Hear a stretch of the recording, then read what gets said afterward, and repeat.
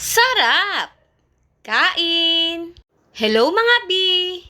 For today's video ay sinampalukang manok po ang aking lulutuin. Aking pong ilalaga ang bunga ng sampalok at ang usbong.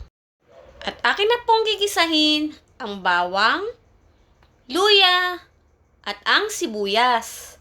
Ako rin po ay magsasahog dito ng paa ng manok, karagdagang pampalasa at pampalapot po ng sabaw ng aking niluluto.